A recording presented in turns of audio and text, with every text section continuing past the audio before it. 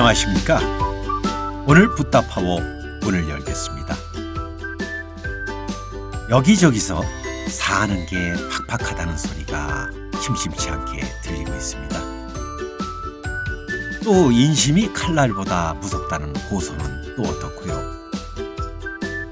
누구 때문이거나 사회적인 모순이 그 원인으로 지적되고는 하지요. 하지만 그 밑변에는 지금의 나, 살고 있는 나, 주장하는 나, 그 나를 살리는 은혜를 잊은 데 있다고 봅니다. 자신의 붓다파워, 그것을 은혜를 잊다 보니까 막상 쓰지 못하게 되는 것이죠. 그래서 못난 짓과 못난 말과 못난 행동들이 나오는 것 아니겠습니까? 그래서 오늘은 나를 살리는 은혜 중에서도 특히 부모님의 은혜가 얼마나 막중한지 같이 돌아보겠습니다.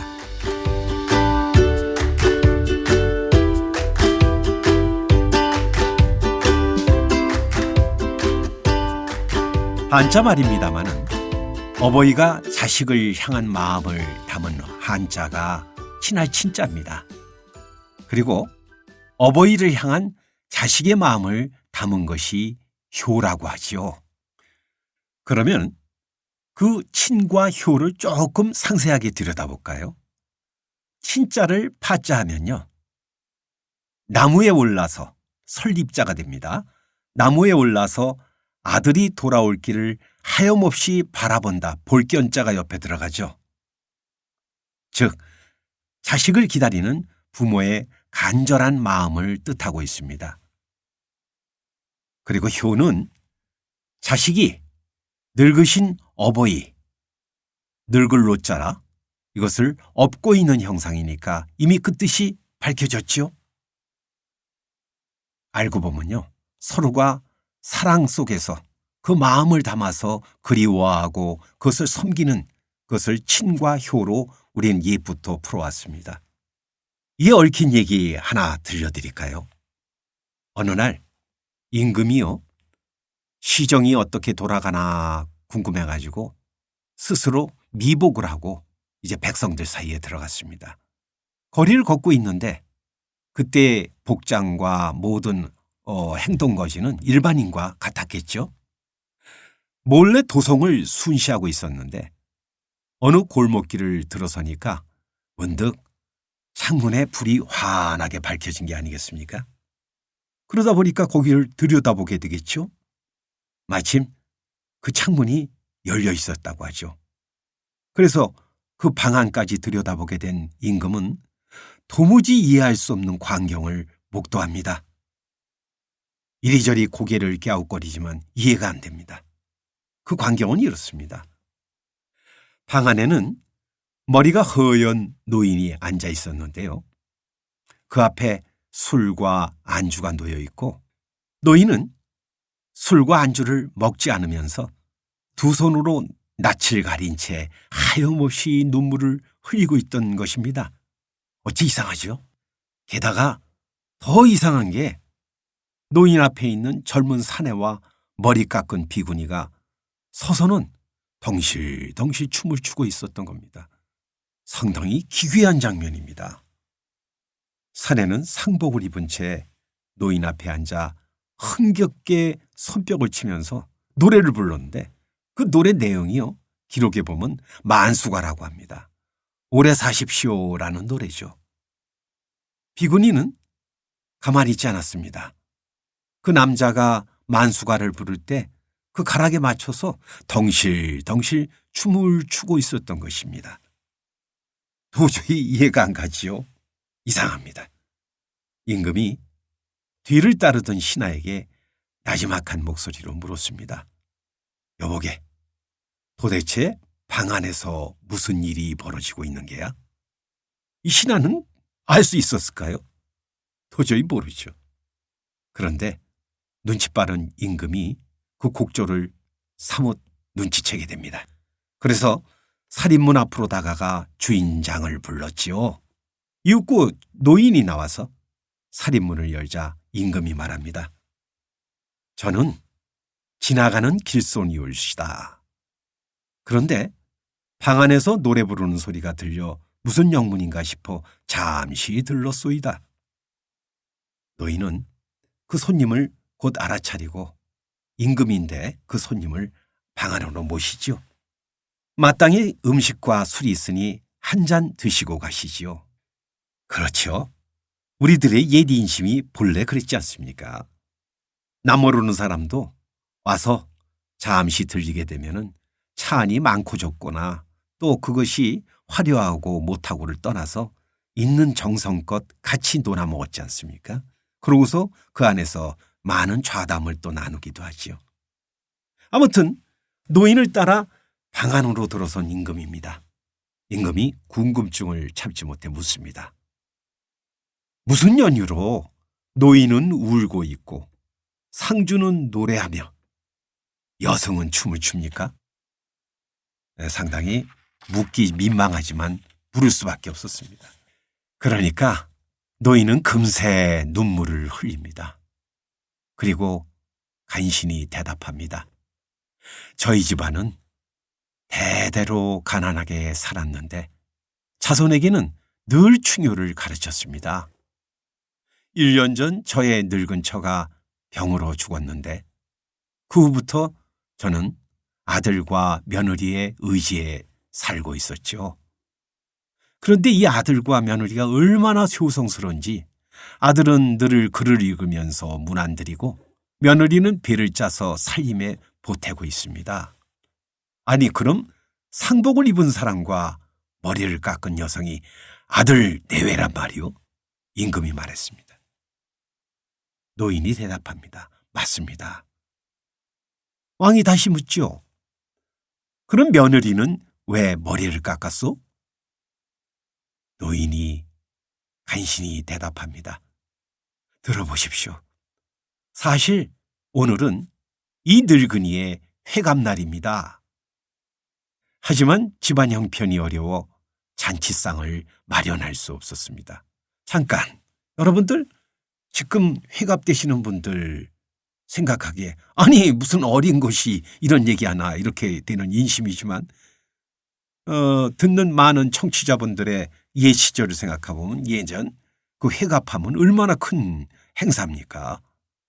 집안에서 끝나지 않고 동네가 다 나섰죠. 축하하고 같이 놀아 먹고 덩실덩실 춤을 추고 우리들 다들 기억나는 그런 행사죠.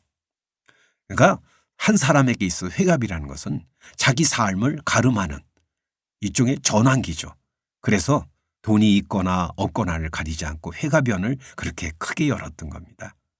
다시 한번 태어났다는 겁니다. 부모가 주신 이 몸뚱이가 한 바퀴 돌아서 회갑이죠. 한 바퀴 돌아서 내 생명이 새롭게 이 세상에 태어난다. 그래서 회갑, 주갑, 화갑 이렇게들 불렀지 않습니까? 그러니 이 큰 날 집안 형편이 어려워도 어땠을까요? 예, 이 효성스러운 아들 내외가 잔치상을 마련했던 겁니다. 자, 본래 돌아갈까요? 그 노인의 고백입니다. 자식과 며느리는 이 때문에 마음이 아팠던 게죠. 왜 형편이 너무 어려우니까요. 그래가지고 아들이 그 잔치상을 마련할 때 이렇게 했답니다. 아들이 자신의 머리카락을 팔아 음식을 마련하겠다고 나섰죠. 그러니까 며느리가 이를 반대하고 또 나섭니다. 명색이 아들은 선비인데 머리를 깎으면 다른 사대부들한테 놀림을 받을 거라는 겁니다. 그때 인심으로 보자면요. 사대부들이 머리를 깎는다는 것은 있을 수가 없는 일이죠. 여러분들 우리 근대사 시작되는 데 시점에서 보면 단발령 때문에 목숨 끊은 우리 조상들 얘기 옛날 얘기로 쭉 전해오지 않습니까? 사실 얼마 안 됐어요. 그 밑변에는요. 신체 발부는 수지부모라라고 하는 그러한 사상체계가 있었습니다. 우리의 모든 것은 부모에게 받았기 때문에 감히 훼손해서는 안 된다는 거예요. 그 안에 당연히 머리카락이 들어가죠. 그것을 앞장서서 지키고 남들에게 계몽한 대표적인 사람들을 사대부라고 하지 않습니까? 그러니까 사대부는 안 된다는 거예요. 그래갖고 그 며느리가 자기는 아녀자니까 자기 머리카락은 잘라도 된다는 거예요. 그래서 마침내 그 머리카락을 잘라 술상을 마련했다는 사연이었습니다. 그러면서 이렇게 한탄합니다. 이 늙은이가 죽지 않고 자식에게 얹혀 사는 것도 안타까운데 집안이 가난하여 아무것도 해줄 수 없으니 어찌 슬프지 않겠습니까? 더구나 자식 내외의 용모까지 헐어 술상을 받으니 이렇게 눈물이 하염없이 나는 겁니다. 그래서 아들은 이 못난 늙은이를 위해 오래 살라고 만수가를 부르며 춤을 추고 그리고 머리를 깎은 며느리는 그 흥을 돋구겠다고 옆에서 춤을 추고 있었던 겁니다. 어떻습니까? 기막힌 사연이죠. 노인의 이 말을 듣고요. 임금은 가슴이 먹먹해집니다. 깊은 감동과 함께 가슴이 아팠습니다. 그리고 이들을 어떻게 도울까를 생각하겠죠? 그래서 가만히 아들을 불러 말합니다. 그대는 사대부라 하니 얼마나 글을 읽었는가? 그랬더니 아들이 이렇게 얘기합니다. 저는 아직 부족하오나 대개 선비들이 공부하는 책은 거의 읽었다고 사료되옵니다. 그래, 반드시 그대의 효성에 하늘의 보답이 있을 것이네. 어머니의 상례를 마칠 즈음에 아마도 나라에서 과거가 있을 것이네. 그때 반드시 과거에 응시하게 아마 좋은 일이 있지 않겠는가? 우리는 알고 있죠. 왕이 하자면 하는 거 아닙니까? 이윽고 세월이 흘러서 아들은 상복을 벗었습니다. 마침 나라에서 과거가 있다는 소식이 들려오자 아들은 바로 과거 시험에 응시했고요. 자, 무대는 과거 시험장으로 갑니다. 예전에 과거노 시험장에서는요, 왕이 몸소 그 과장에 나타납니다. 그리고 시제를 내는 습관이 있죠. 이때도 그랬다고 합니다. 왕이 스스로 만든 시제를 제출합니다. 거기 참가한 시험생들은 그 시제에 따라서 글을 써내게 돼 있죠. 이 아들도 과거장에서 시제를 받아보게 됐는데 받자마자 깜짝 놀랐습니다. 시제의 제목이 뭐냐? 여태까지 제가 말씀드렸던 이 이야기를 묶은 7글자입니다. 상가 승무 노인곡이라. 풀이하자면 이렇습니다. 상주는 노래하고 여승은 춤추며 노인은 울고 있다. 뭐 여태까지 얘기한 얘기니까 해설이 필요 없죠. 상가 승무 노인곡이라. 이를 듣자마자 아들이 아무리 둔해도 이 눈치를 못 채겠습니까? 고개를 들어서 위를 쳐다보니 아이고, 시제를 낸 사람이 자기 집에 들어왔던 사람입니다. 누굽니까? 임금님이거든요. 아들은 그 임금님께서 자기를 살리기 위해서 자기를 위하여 이 시제를 낸 걸 알아차립니다. 그러니 그 주인공이었던 사람이 그 시제에 따라 시를 써내는 것, 그거는 아주 십상이죠. 그는 단숨에 시를 제출합니다. 그 이후 임금은 그 시제 답을 보고 곧 합격시키죠. 우리는 이 사람이 그 덕분에 과거 급제했다라는 것을 참 영광되다 하기 전에 가만히 보면은 임금 또한 그리고 모든 식구들 더 나가서 모든 나라의 백성들이 함께 부모에게 자식된 도리를 다하려는 그 마음에 감동한 것 아닐까요? 그리고 저도 이 감동이 옛날 얘기가 아니라 오늘에 살아 역연한 우리들의 생명 법칙이기 때문에 이렇게 함께 하고 있는 것 아닐까요? 그렇습니다. 이런 얘기를 듣다 보면 우리 가슴이 먹먹하다가 또는 뭉클해지다가 한없이 지나간 세월에 대한 회한이 머리를 맴돌죠. 왜요? 도리를 못했기 때문 아닐까요? 왜? 자식의 입장에서 보니 그렇다는 겁니다. 사실 며칠 있으면 어버이날입니다. 어버이날을 요즘들은 무슨 돈으로 거래하는 날, 어떤 사람은 그러던 얘기까지 하더라고요. 어버이날에 부모님한테 장가든 사람들 또는 시집간 사람들은 양가 부모한테 드리는 용돈이 너무 부담돼, 이런 분들이 있는데, 자, 용돈이라는 이 자본주의의 산물인 어떤 물질적 매개성을 그만두고 어버이날이라는 생각을 나라에서 권장했고 우리 모두가 동의하게 된 원점으로 돌아간다면요, 지금 상복을 입고 춤추는 아들, 그리고 멀쩡한 긴 머리를 잘라서 시아버님께 춤춰주는 그 며느리의 효심, 이것이 특별하지 않습니다. 우리의 본심이기 때문입니다. 알고 보니 나라는 사람이, 심지어는 그 사람이 고아가 됐든 궁벽한 산골에 살든 누구나 부모 없이 태어난 사람은 아무도 없다라고 하는 원초적 효심이 싹트기 때문 아닐까요?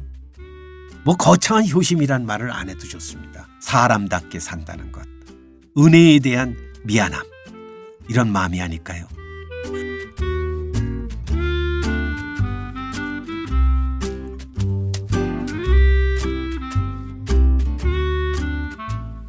내친 김에 조금 더 고전적인 얘기를 하나 우리 함께 공유하겠습니다.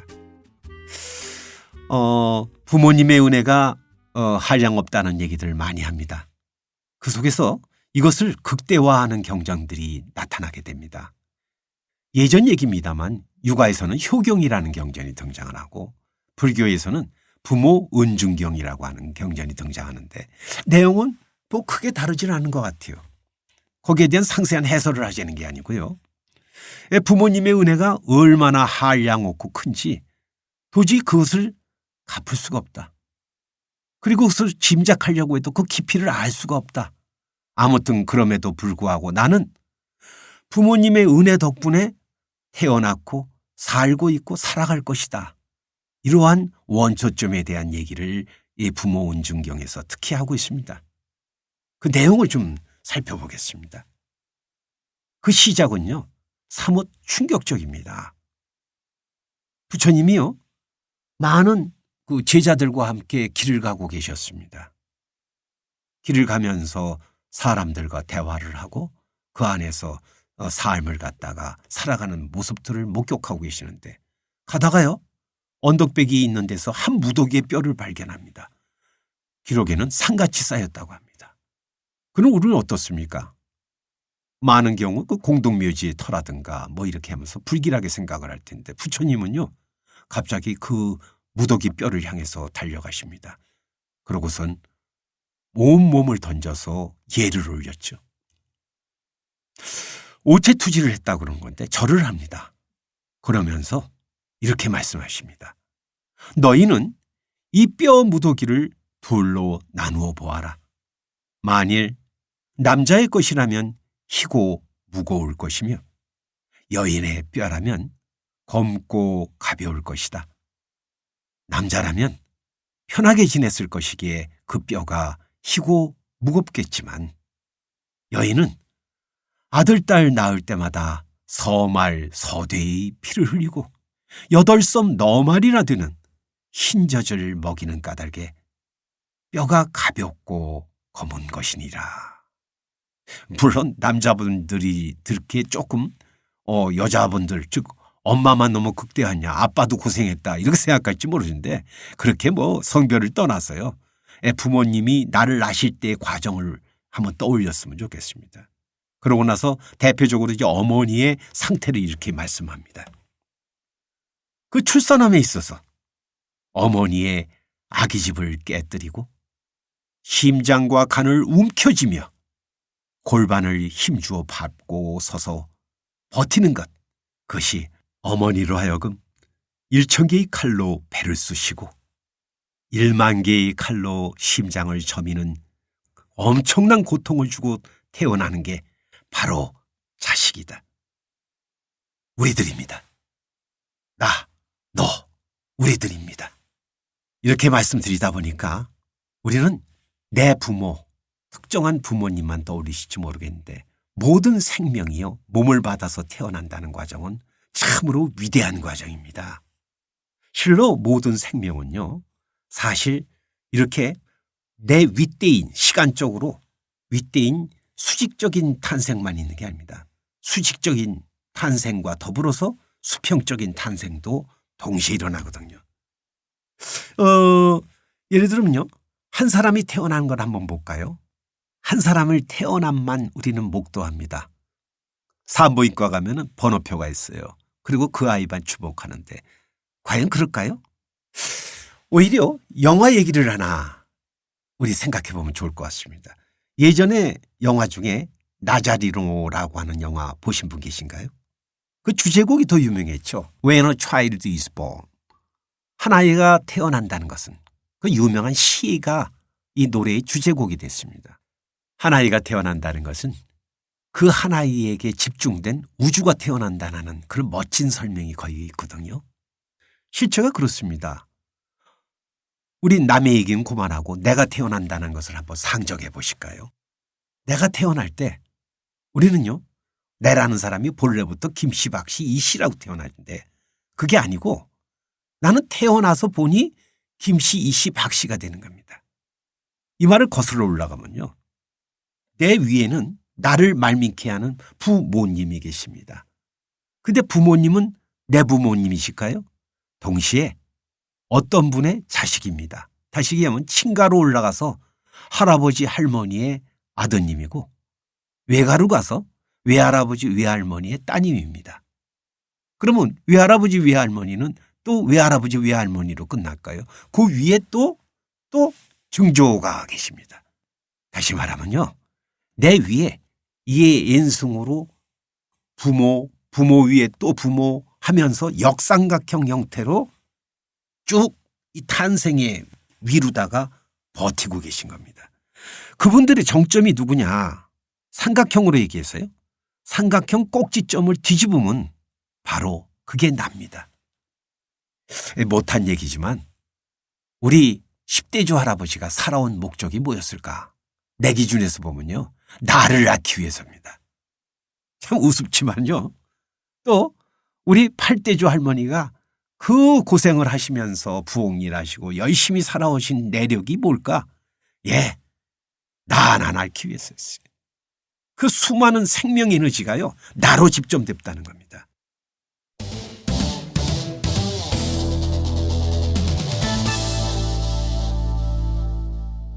우리 민족은 단군 할아버지로부터 이어져 왔다. 우리는 다 믿고 있죠. 물론 좀 인류학상으로 보면 아프리카에서 건너온 누군가로부터 또 우리가 시원됐다 이런 얘기도 있습니다만은 그런 생물학적인 차원을 뛰어넘어서 그 생물학적인 형태의 그 밑뼈는 생명의 흐름이 도도하게 흐르고 있음을 보입니다. 누구를 향해서? 나를 향해서. 그럼 이 수직적인 것으로 끝나지가 않죠. 이 동시대를 살아가는 많은 사람들이 있습니다. 우리 대한민국의 동포로 태어난 동시대 사람들이 있습니다. 여러분들 학교 다니실 때 동창 있지 않습니까? 또 골목에 나가면 친구들이 있었죠. 또 버스를 탑니다. 같은 승객으로 그 같은 시간에 탔어요. 또 장에 갑니다. 그러니까 거기서 누구는 상인이 되고 누구는 거기 사는 사람이 되고 이런 역할 분담을 통해서 장이 이루어지죠. 즉 횡적인 관계, 이런 수평적인 관계, 이것을 흔히 인간관계라 그러는데 그 속에서 수많은 내가 태어납니다. 내가 선생님입니다. 그러면 내 제자가 있겠죠. 그럴 때 선생님으로 태어납니다. 내가 신입사원입니다. 그럼 부장님이 앞에서 또 태어납니다. 또 내가 운전사가 됩니다. 그러면 내가 운전하고 있을 때는 운전사죠. 그런데 내 차에 탑니다. 그 사람은 승객으로 태어납니다. 두루 얘기할 것이 너무 많아요. 그 사람의 직업, 연령, 성별에 따라서 수많은 나가 수평적으로 태어납니다. 이렇게 수직적으로, 수평적으로 맞물리는 점에서 지금의 내가 태어나고 있는 겁니다. 자, 이렇게 한 생명이 태어나면 우주적 사건이라는 겁니다. 조그만 동네에서 아는 한 집안의 사건이 아니라는 거죠. 이렇게 말미케 하는 그 원인을 우리는 일로 뭐라고 하느냐? 어머니라고 부릅니다.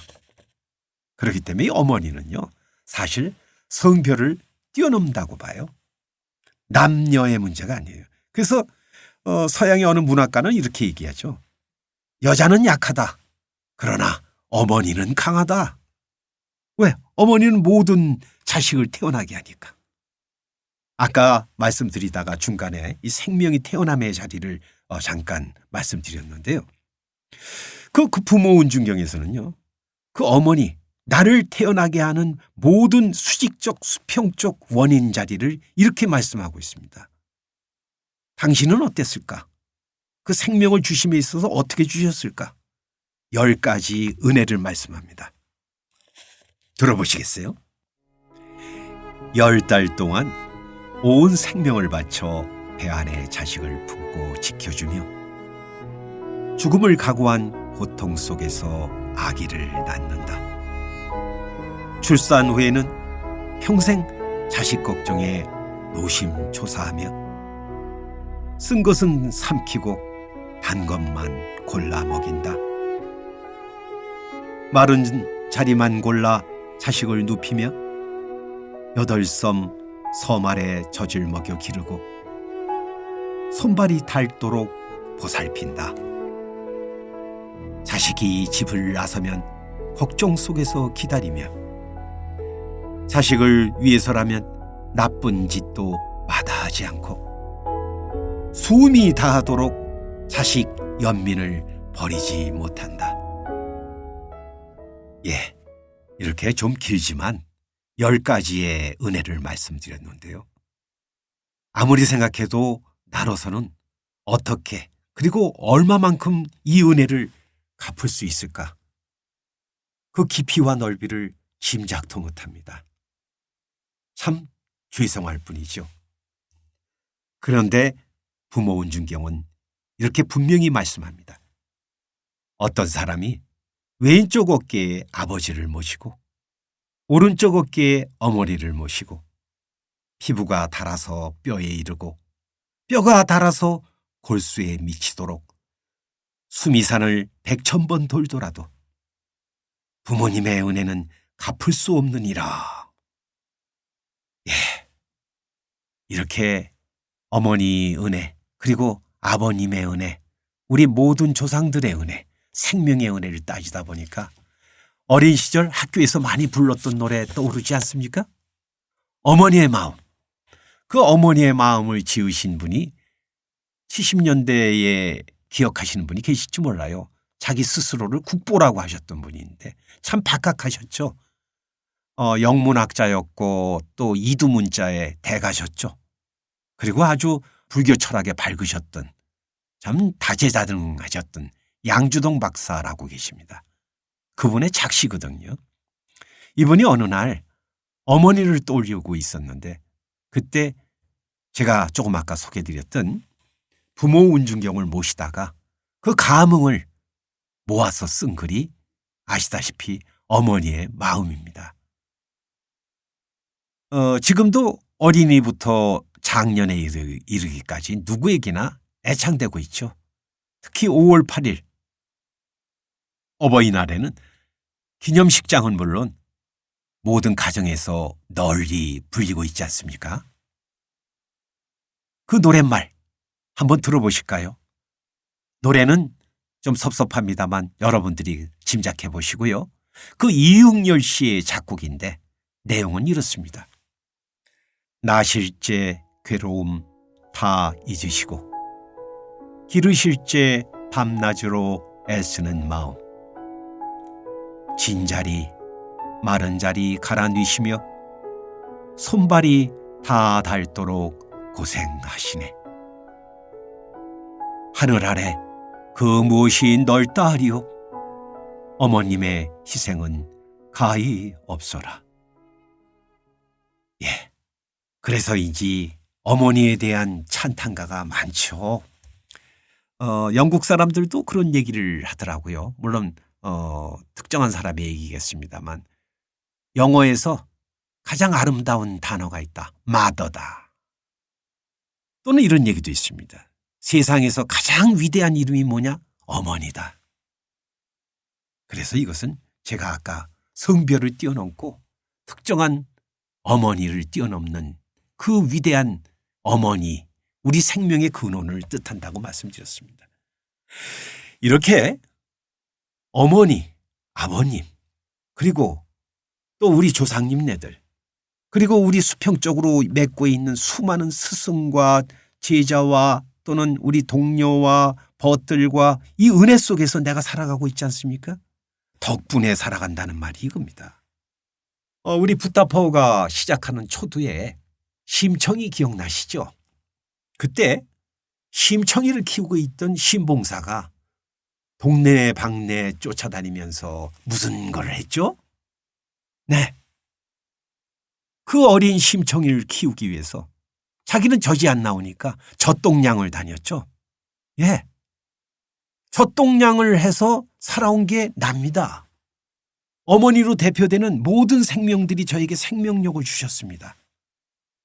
그런 거 보면은 내가 살아가는 힘의 원천, 우리가 지금 얘기하는 이 붓다파오의 원천은 타력입니다. 내가 자생한 것이 아니라 가까이는 부모님이 주셨고 할아버님 할머니가 주셨고 외할아버지 외할머니가 주셨고 수많은 그 힘이 다가옵니다. 우리 초등학교 때 담임 선생님이 주셨고 내 회사의 상사님이 주셨고 이렇게 우리는 힘을 젖동량 받듯이 지금도 받습니다. 그 내용이 알고 보니까 뭐였어요? 이름하여 어머니로 불렸던, 이름하여 아버지로 불렸던, 이름하여 할아버지로 불렸던, 이름하여 동창으로 불렸던 그 분들을 파이프라인으로 해서 나에게 붓다파오가 쏟아져 들어오고 있는 겁니다. 이 붓다파오가 쏟아져 들어왔을 때 우리는 어떻게 해야 되겠습니까? 우리는 아까 어머니 은혜를 얘기했습니다. 은혜를 갚아야죠. 세상에서 제일 몹쓸 사람을 배은망덕한 사람이라고 합니다. 배은망덕한 사람은 뭡니까? 받은 것을 갚을 줄 모를 때 배은망덕하다고 합니다. 우리는 수많은 파이프라인을 통해서 이 은혜를 받고 살아왔고 지금도 살려지고 있습니다. 이 큰 은혜 어떻게 갚으시겠습니까? 예, 간단하죠. 거침없이 가는 곳마다 만나는 사람들마다 붓다파오를 드러내는 겁니다. 그리하여 이 붓다파오로 세상을 밝게 하고 맑게 하는 것, 그것이 내 살아가는 목적입니다. 지난 시간이었죠. 이 어머님 은혜처럼 살려주심에 맡기니 무한한 생명이 솟는 것을 인도말로 나무라고 한다고 했죠. 이 나무는요, 어머니 하면 가슴이 뭉클하듯이 저를 살려주시는 그 은혜 감사합니다 하는 뜻을 한마디에 담고 있습니다. 두 글자, 나무. 그래서 오늘은 나무를 외치면서 끝낼까 합니다.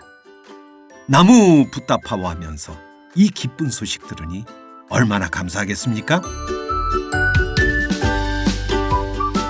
자, 오늘 나무 붓다파오 여여와 함께 하셨습니다. 감사합니다.